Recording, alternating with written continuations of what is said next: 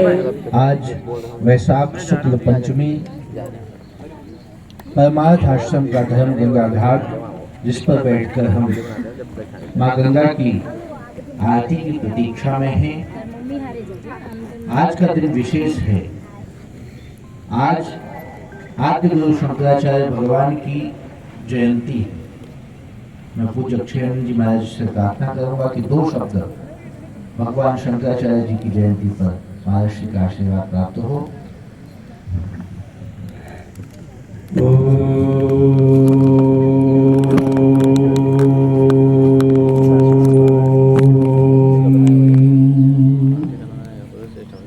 चैतन्यं शाश्वतं शान्तं व्योमातीतं निरञ्जनं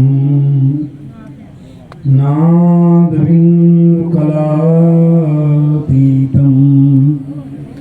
तस्मै श्री गुरवे नमः। अर्चनीय वंदनीय प्रतस्मरणीय संत सद्गुरुदेव भगवान के पावन चरणों का स्मरण करते हुए धर्म गंगा घाट में उपस्थित सभी श्रद्धालु श्रोता महानुभावों को इस परमार्थ आश्रम के धर्म गंगा घाट पर बहुत बहुत स्वागत है, अभिनंदन है। जैसा कि हमारे स्वामी सर्वेश्वरानंद जी ने बताया कि आज का दिन एक विशेष है। पूज्य भगवत्पाद भगवान शंकराचार्य जी की जयंती है। जयंती उन्हीं की मनाई जाती है, जय जय उन्हीं की होती है जो दुर्वासनाओं पर विजय प्राप्त करते हैं, दोषों पर विजय प्राप्त करते हैं, काम पर, क्रोध पर, लोभ पर, अभिमान पर जो विजय प्राप्त कर लेते हैं, उन्हीं की जयंती मनाई जाती है। हमने नहीं सुना कि किसी मिल मालिक की जयंती मनाई जाती हो अथवा बहुत बड़े व्यापारी की, बहुत बड़े धनवान की उनकी जयंती नहीं मनाई जाती। जिन्होंने विकारों को जीत लिया, काम को जीत लिया, क्रोध को जीत लिया, मोह को जीत लिया, अभिमान पर विजय प्राप्त कर लिया, उन्हीं की विजय पताका फहराती है। और इसके लिए हमारे पूज्य शंकराचार्य जी महाराज ने धर्म की स्थापना के लिए 4 मठों की स्थापना किया। उनका धर्म के प्रचार में, प्रसार में बहुत बड़ा योगदान है और अनेक ग्रंथों की रचना करके मानव समाज का मार्गदर्शन किया।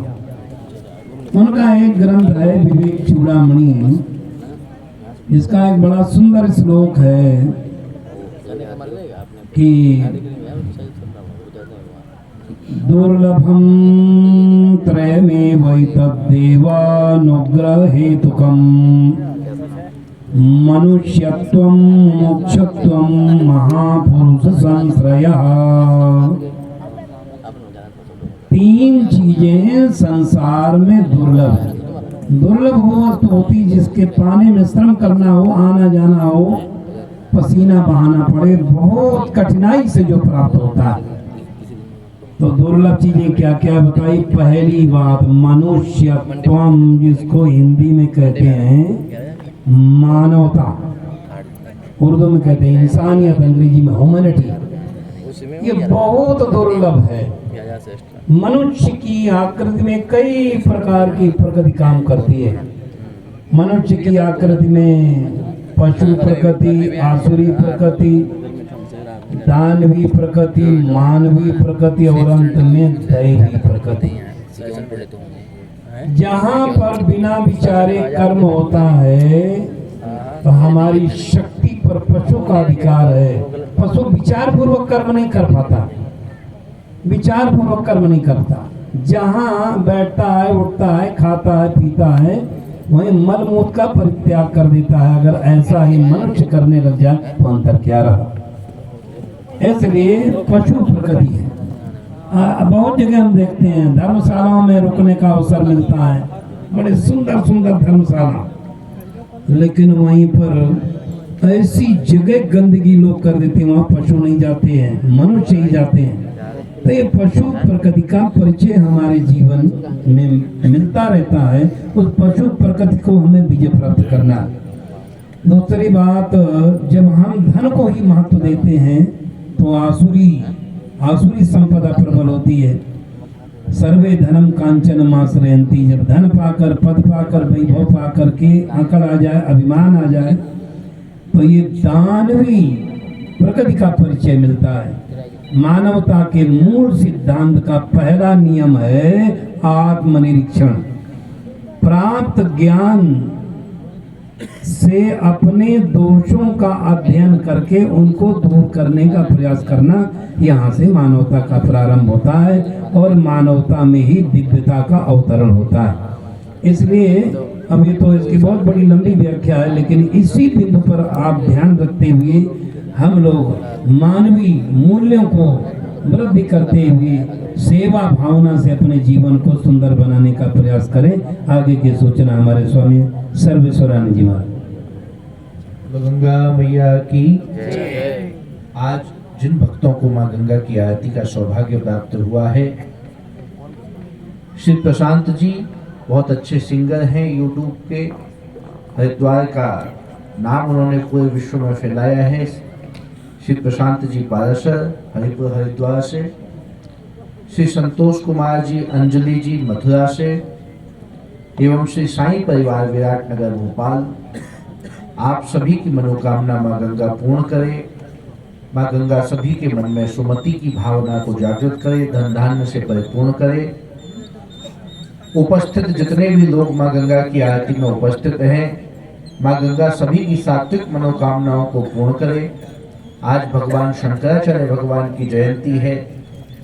एक युवा अपने घर कादड़ी से चल के, केरल से चलकर, जिसने भारत के चारों धामों में एक एक मठ की स्थापना की, सुदूर केदारनाथ, बद्रीनाथ, जोशी मठ में भगवान शंकराचार्य का मठ, द्वारिकापुरी में शारदा मठ, जगन्नाथपुरी में गोवर्धन मठ और कांची कामकोटी में दक्षिण भारत में एक मठ, चारों मठों की स्थापना, 4 उपमठ की स्थापना करने वाले युवा सन्यासी, जिन्होंने कठिन परिस्थितियों में अद्वैत वेदांत की साधना को पूरे विश्व में फैलाया। आज भी उनका साधन हम सभी सन्यासियों को प्राप्त है। आप सभी लोग पूर्ण मन से मां गंगा का स्तोत्र का पाठ कर, भगवान के भजनों को श्रवण कर आरती का दर्शन करते हैं। कल कुछ दिनों से मैं निवेदन कर रहा हूं घाट के विषय में। कल भी कई लोगों ने बहुत अच्छा सहयोग किया है। घाट के पुनर्निर्माण का कार्य चल रहा है, परमार्थ आश्रम अपना कार्य कर ही रहा है और आप लोगों के प्रयास से ये कार्य सुगमता से, आसानी से पूर्ण होने की संभावना दिखाई देती है। साथ ही प्रातःकालीन रुद्राभिषेक में जो भक्त मंदिर में अभिषेक में शामिल होना चाहें, रुद्राभिषेक करवाना चाहें, गंगा मां की आरती, सायंकालीन आरती में यजमान बनना चाहें, प्रसाद वितरण में सहयोग करना चाहें, वो सभी भक्त अपने द्वारा ऊपर डेस्क पर हमारे आचार्य जी, आश्रम के कार्यालय में मैनेजर उपस्थित हैं, व्यवस्थापक लोग उपस्थित हैं, उनसे संपर्क करके आप सभी मां गंगा की आरती में सहयोग कर सकते हैं। अब अपने अपने स्थान पर सभी खड़े होकर मां गंगा की आरती का दर्शन करेंगे। कोई भी